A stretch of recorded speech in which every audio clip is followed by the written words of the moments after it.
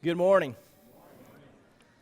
If you have been here and have been tracking the progress in our series, it's been a series in practical Christianity.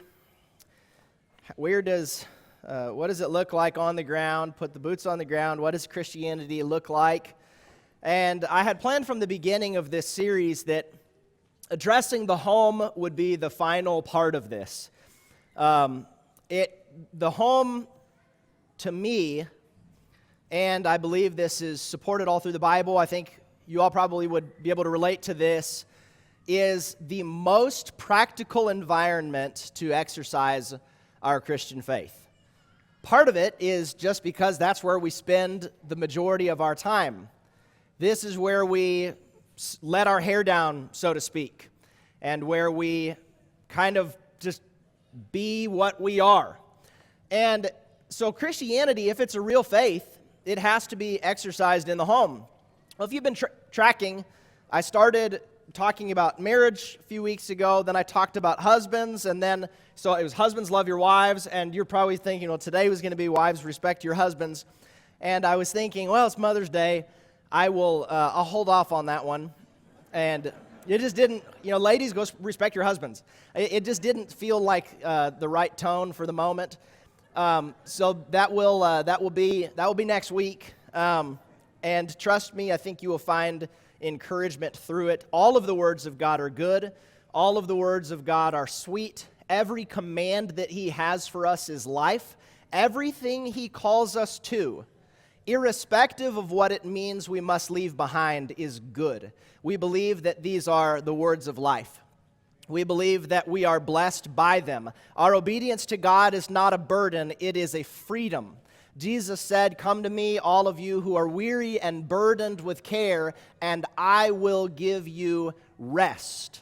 We believe that rest is found in our submission to the living God. Now, in my understanding of the kingdom of Jesus, and as I'm teaching it, and as I hope that we all come to understand it, the kingdom has a broader reach than maybe we've ever imagined. It is not intended to be something that is cloistered up inside four walls. Certainly, it is not something that is to remain in the privacy of our hearts, being that Jesus' reign only exists in the heart of man. Rather, His kingdom is to go everywhere. We are called to big things. The kingdom is to expand in big ways. And sometimes the way that we conceptualize the difference between the kingdom of Israel and the kingdom of Jesus Christ is, we say the difference is they had a physical land. And they had an actual sliver of land. It was on the eastern part of the Mediterranean, just a small area, but they actually had a precise land, whereas we have nothing. The kingdom of Jesus just sort of exists in the clouds. It just kind of exists in the air. But really, biblically, and we could spend a long time proving this. I won't this morning. I will eventually. The difference between the kingdom of Israel and the kingdom of Jesus Christ is not that they had a small piece of land and we had nothing. Rather, the difference is that Jesus has all of it. Every bit of it belongs to Jesus. The earth is the Lord's and the fullness thereof. The earth is the footstool of Jesus. Jesus said as He was leaving, upon His coronation, "All authority in heaven and on earth has been given to me. Go, therefore, on that basis." And what it literally says in the Greek is, "Make disciples of the nations." In other words, disciple the nations. Convert people groups to me. Turn whole nations to God. Turn whole nations to Christ. Make them disciples. Jesus' rule concerns the whole earth. And the job of the church, foundationally, is to live under that reign, to recognize Jesus is the reigning king. When I came into Jesus, when I was baptized, I said, "No longer am I Lord of my life. Jesus, you are Lord of my life." So the church exists under that authority, and what we do as a secondary matter is we announce it to the whole world. We proclaim it to the whole world.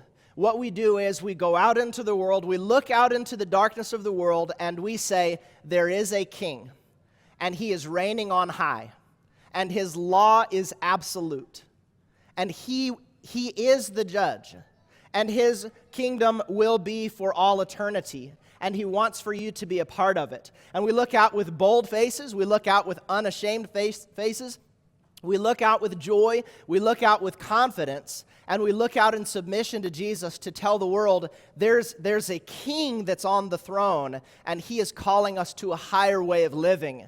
And subsequent to the higher way of living, we will be blessed, and we will be the most blessed. We will be the richest of all peoples. Jesus said, "Blessed are the meek, for they shall inherit the earth." They shall inherit the earth. Now, one of what that means is that one of the things, and this is really central, as we're emanating light and we're letting the world know there's a king on the throne. He's sitting on the throne right now, and he expects things of you. One of the things, we're heralding the gospel message. We're telling the world of their sin. We're calling the world to repent. We're saying, come, bow your knees to Jesus Christ and give him all of your hearts. And one of the things that happens in this process is all of the things that have been flipped upside down, all of the things that have been perhaps subverted, all of the things that have been made murky, we clarify them and we flip them right side up and we bring them back into order.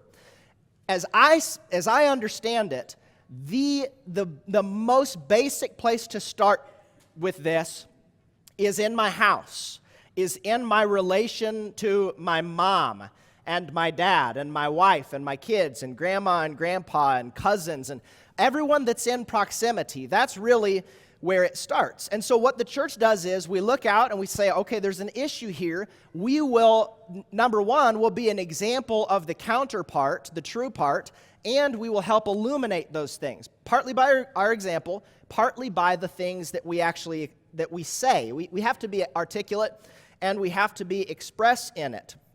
But one of the issues in the world today is there's been a brokenness between parents and children and that relationship there. And there's something really interesting in Romans chapter 1. Paul is talking about a society that had been given up by God. What it would look like if a society was to be given up. And he spells out all kinds of things. The sexual relationship is subverted and is twisted. The ordering of society is subverted. Worship, being foundational, is twisted. We worship the wrong things. No longer do we worship Creator, but we worship created. And then we find created objects in our image, and then we ultimately worship self. And what's really interesting is in this long list of a disordered society that had been given up by God, there's one of the symptoms of it, one of the direct results of it that Paul mentions at the end is disobedience to parents. And I remember when I was younger reading that and thinking, that's kind of a weird thing to just throw in there. But it is not weird at all. And let me tell you how it makes sense. When the highest authority is rejected, if God, the Father, the one from whom every family in heaven and on earth is named, there's no one higher than him. At the end of time, 1 Corinthians 15, Jesus will give the kingdom back to the Father so that he may be God over all. If he's at the very top, and if I reject him, if I say I no longer accept that authority, then every authority downstream falls apart. It doesn't necessarily happen immediately, and we may not even recognize it mentally immediately, but that's what happens. So if God is rejected, then downstream, parental authority is rejected. And, parental authority is called into question. Are mom and dad really the best to be giving advice to their children, and should children be obeying them? Just a couple symptoms. We see this, I think, everywhere. It's the kid, throwing a tantrum because he didn't get a toy. And by the way, I remember kids are going to do things like that. It's going to happen, but at some point it should be stopped. It's not going to continue on forever. I remember before Miranda and I got married, you'd see kids acting in certain ways, and you'd say, well, I would say, our kids are never going to do that. And now what we've changed it to is, when my kid does that, here's what we're going to do in response to it. So kids are going to do silly things, foolish things, follies bound up in the heart of a child. But symptomatically, if that's the essence of a child, is that he can just throw a tantrum. There's no recourse. There's 5, 4, 3. They're calling out, giving them. You're kind of bartering. That's just a symptom of what I'm talking about. It's the kid who, it's the teenager who sneaks out against his parents' will. And we chalk it up to say, well, that's just what teenagers do. But they don't have to, and they ought not do it. It's the kid who, might cuss out his parents because they took away his video games. It's symptomatic in that I was talking with someone that was up in Oklahoma recently, school administration, and he said this particular school, I don't know how many years ago, it was a couple of decades, but he said they used to only have one administrator, and now there's like 20 over the whole school. And you get into the bottom, what's the deal? Well, it's behavioral. There's things going on with that relationship of being the one that's to be in subjection, and yet it's been lost. So it's symptomatic there. It's symptomatic in the Disney movie phenomenon that I mentioned recently, where all of the Disney princesses disobey dad and things work out for the better because of it. And I think one of the big symptoms of children disobeying parents is really just the casual throwing out of tradition and the way things have always been. They're just kind of a casual, we don't need this anymore. What's tradition? Let's topple, let's knock over every monument. Let's knock over every tradition. Let's break those things from the past. And what I think it is at the root is there's a disdain for those that came before.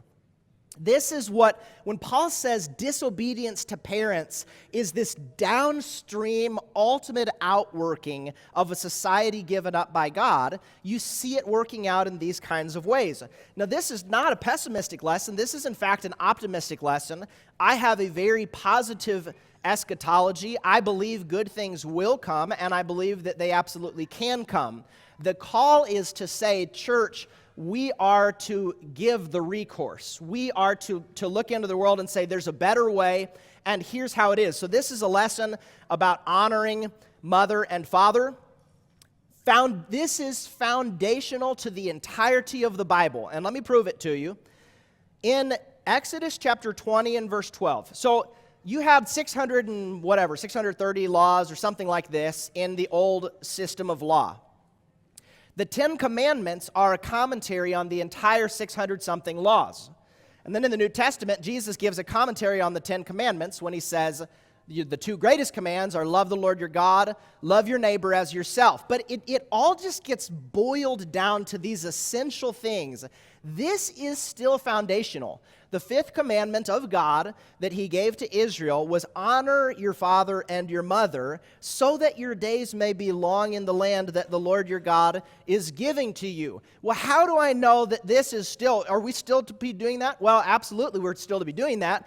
And the way we know it is because of what Paul says. Well, the rest of there's a lot more that could be said, but here's a real basic way to prove it. In Ephesians chapter 6, Paul says, children, obey your parents in the Lord, for this is right. Honor your father and mother. This is the first commandment with a promise. What is the promise? What would be a promise to a people that would say, we're going to take this seriously, the honoring of our parents, that it may go well with you, number one, that you might be blessed by the living God, and number two, that you may live long in the land. There would be prosperity. There would be health and wellness. There would be blessings that would accord. I will say something about that toward the end. Let me run through this morning 5 points. I almost had 6, but I thought too much. 2 motivations, 2 applications, and I want to finish with this gospel promise. So that's the outline for the sermon this morning. Notice this text. These are the words of God. Paul says, by inspiration of the Holy Spirit, children, obey your parents in the Lord. So this is in some way connected to everywhere in the New Testament where you read the Lord, this is Jesus. This is connected in some way with Jesus. And I'll tell you, in the writing of Paul, every act of submission or obedience, there's always a reason offered for it, which is it's not limited to, well, this just because. The reason that is always offered for any kind of submission or any kind of obedience or being in subjection, and the relationship of a person that is in authority and a person subject to them, the reason always offered through the entirety of the New Testament is because God is the authority at the very top. Every authority that exists, whether it be a governmental authority or some local magistrate or a police officer or your parents, every authority that exists because of God, and our relationship to it is to be in subjection, not because of some immediate qualification of the person, but because being in subjection, we're being in subjection to the living God. Paul always makes this connection. This is why at the end of chapter 5, or toward the end of chapter 5 of Ephesians, he says we are to be submitting to those in authority out of reverence for Christ. It's a fear of Christ that motivates it. This is why he tells children right here to obey the parents in the Lord. It's connected to Jesus. This is why Peter says, be subject for the Lord's sake to every human institution. And this is why he tells wives to be subject even to their husbands, because he says that this in God's sight is very precious. It's not about man-pleasing or arbitrary rules, but it's a command from God, and every authority points up to God. All of them. If they get out of line, God will correct that. Our job is just be in my place, be where God has put me. And God has put all of us somewhere, and none of us are anywhere near the living God. This is why Paul told bondservants to obey their earthly masters, and then he says this, rendering service with a good will as to the Lord and not to man, knowing that whatever good anyone does, this he will receive back from the Lord. It is as to the Lord. My obedience to a master or to a boss or to a superior, or my being in subjection to such a one, is not just because. It's I'm doing it as to the Lord. My service is as to the Lord. Here's the stand-in for the moment, and I will serve as though that were him. I will serve in those kinds of ways. This is why in Romans chapter 13, Paul said that we are to be subject to the governing authorities, for there is no authority except from God, and those that exist have been instituted by God, he says. Therefore, whoever resists the authorities resists what God has appointed. So my first motivation, you're saying, why should I take seriously the honoring of mother and father, is because my honoring of mother and father has to do with the way God ordered the world. I'm in subjection to them. They are over me. And God placed that there, and my obedience ultimately is to God. That's motivation number one. Number two, how to motivate. When you look at these couple of verses,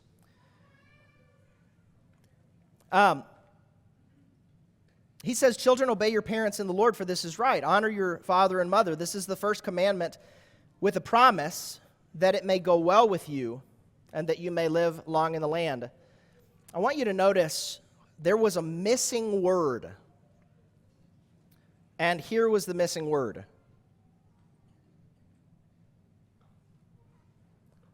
If. What's if? It's a conditional particle.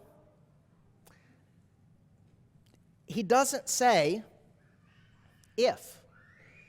Honor them if, A, B, C, D. In fact, as I've been studying through Ephesians 5 and 6 and looking at these relationships that exist and what we're called to within them, he doesn't say, husbands, love your wives if they're lovable. He doesn't say, wives, respect your husbands if they are respectable.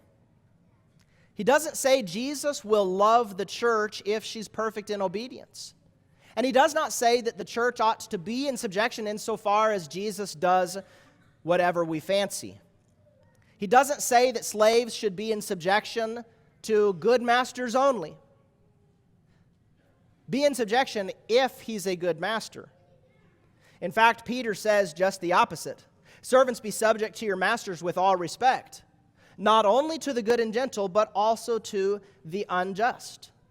Peter says similarly, likewise, wives, be subject to your own husbands, so that even if some don't obey the word, they may be won without a word by the conduct of their wives. So this motivation is when we're looking at the call to honoring mother and father, and I'm going to put color on that in just a second, this call to honor mother and father, it's built on the fact that God ordered the universe this way, and my place within it is, number one, submission to God. And therefore, despite what's happening above me, despite, the way that this person above me is behaving, that doesn't negate my spirit of subjection. Now, it's not necessarily that you just do every single thing that those above you say. That's another lesson for a different time, but it has to do with respect, and it has to do with knowing the place. And in this case this morning, it has to do with honor. So let me give a couple of applications. The first application is, you'll notice in this text that there's two groups. One group is addressed expressly, and one group is addressed by implication. He starts off, and his first address is to children. Children. And you know that he's not talking about adult children because he uses the word obey, which is it's a much stronger word than the word submit. It's not, submit means you recognize your place and you're operating within that. Obey means you just do the orders that are given. This is an instruction from God to children. And so I'm saying this is talking to children that are at home, children that are still under mom and dad's roof. You're still benefiting from. This may be odd. I'm going to address for just a moment the children of the church. We can put arbitrary 18 and under. But those that are at home, and I'll tell you why I'm doing this. Number one, preaching is to the whole church. We don't parse out. You don't see anywhere in the Bible where we parse out different, where we say this group, you guys go over here, and the rest of the group is addressed here. It's to everyone. And God is actually, inspired by Paul, he's actually saying to children this command. We tell Judah and Zion and Eden all the time. We tell them, we make them memorize this verse, and we repeat it. If there's disobedience, we say, what does the word say? Children, and then they'll finish it. Obey your parents in the Lord, for this is right. Okay, so this is an address from God to the children.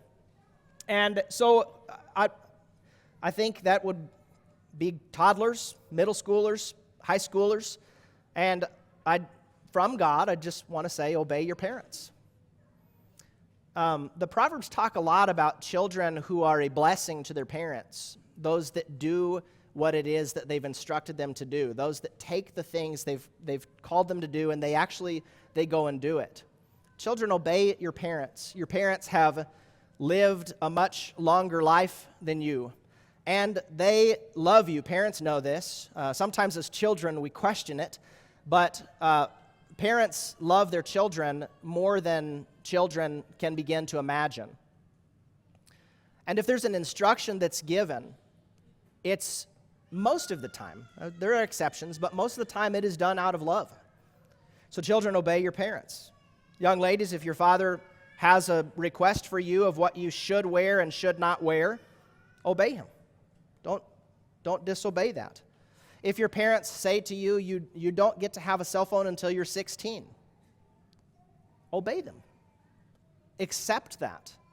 There will be a point in your life when you will look back and you'll say, Mom, Dad, I didn't get it at the time, but you were looking out for me. Thank you.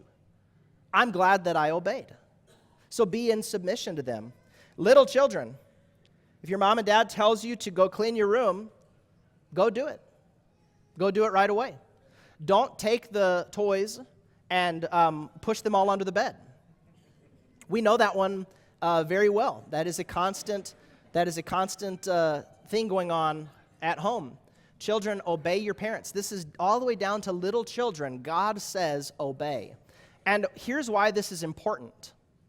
Your obedience to your mother and father is practice for your obedience for Jesus Christ.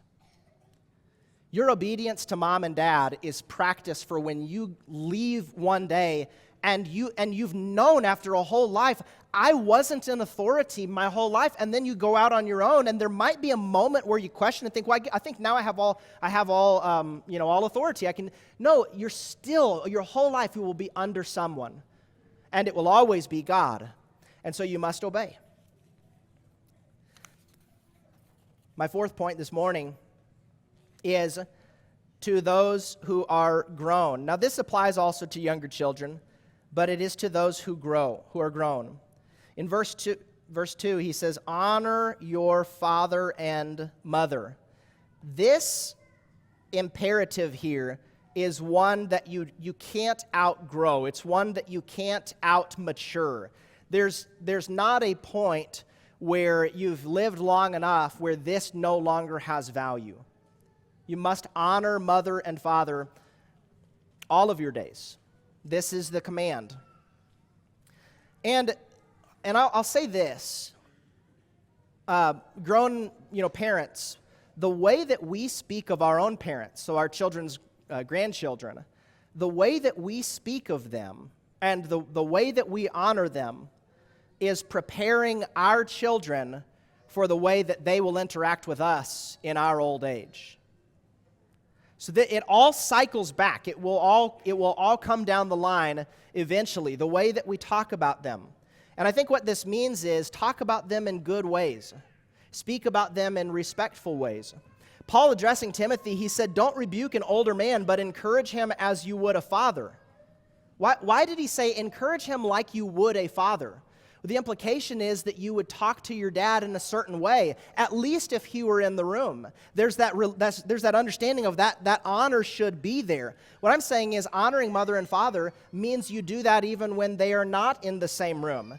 And it means also that you do the same thing for your in-laws, because that is your wife's mother and father. And that is your husband's mother and father. I was about to say father and mother. This is what it means to honor them. Speak of them with respect. It doesn't mean there won't be issues and things that have to be worked through. We don't live in that kind of world. But it does mean that there's something that you understand innately. I am the child, I'm the son, I'm the daughter, and there is a different way that I'm supposed to speak. I look around in this congregation, and I'll tell you one of the key ways that I see all of you honoring your mother and father is your mother and father in their old age. Many of you are bringing your parents to the doctors, and that's how you're spending your weekends. And you're dealing with estates, and you are sorting out papers for them, and you are caring for them as they cared for you in your youth. And some are building mother-in-law suites in their backyard to take their aged parent and put them back there. These are real-life applications of honoring mother and father. Your children are watching that, and this will be passed on from generation to generation. Now, a quick word about what if there has been an estrangement? What if mom and dad weren't good? I know that we live in a world where that is sometimes the case, perhaps increasingly the case. How do I honor a mom or a dad that was not what they were called by God to be? Am I excused from this? And I want to say a word of compassion for those that have endured things like this and point everyone always to the eternal Father. He is our eternal Father. And yet, here are some ways that we can honor even those that were not what they were supposed to be. Number one, we can honor them by being postured for forgiveness. Perhaps the estrangement is still there, and there's not been any attempt to reach out or make that relationship whole again, but just being postured for forgiveness as the father of the prodigal son was postured for forgiveness for his own son. Honor them by praying for their souls. Honor them by doing better by them than they did by you. Honor them, and this is a big one, by redeeming the last name that they may have given you. I know that sometimes we take our name, and the name, because of those that came before us, may not have been worth that much. The best honor that I can do to those that came before me, who may not have honored the name themselves, is to take the name, to live in Jesus Christ, and to make it a name that is worth something. To where when people look at the name and hear the name, it is in possession by God, and it is owned by Him. Honor them by continuing only the good things that you saw in them. Honor them by not allowing the things that they did wrongly to be passed on to your own children. Don't allow them to be a part of that. Honor your mother and father. And let me finish with this gospel promise. At the very end, and this is just so striking to me, Paul makes a point of drawing this out. He says, do this, obey them, honor them. And then in parenthesis, this is Paul's own word, he says, this is the first commandment with a promise. This is, if you look at the 10 commandments, this one is God saying there's something attached to this, something really good for your benefit that is attached to your keeping of this command. And what is it? Well, Paul says, number one, that it may go well with you, and number two, that you may live long in the land. At the very least, what he's saying is, if we will take this seriously, we will be under the blessing of God, and God will look kindly on us. At the very least, that's what it means. But Paul actually says, and you'll live long in the land. And I know that in our naturalistic framework, we sometimes look at that and we say, no, he means that only spiritually. I'm not so sure that's the case. And I'm not saying that there are no exceptions. But what I am saying is, I imagine that if every child in the world began to honor mother and father, the average age of mankind would be extended by a bit. Obedience is connected to life. Honor and living in these kinds of ways is connected with the blessedness of God. We are the most blessed of all people. And when God calls us into these great calls and when he gives us these great challenges, the blessings are always there. He doesn't say, come to me, do these hard things, and be worse off for it. Rather, he says, come to me, obey me, do as I say, and I will bless you. It may not be in the way that you expected. It may not be in the way that the world currently values, but you will be blessed in a way that when you experience the blessing will have been better than any of those other things. So this call, this Mother's Day, is to go honor your mother and father. Little children, the best gift you can give to your mom today, you might have given flowers, just go obey her. Go do what she says to do. Call up your mom. Say you love her. Call her up and thank her for what she did for you.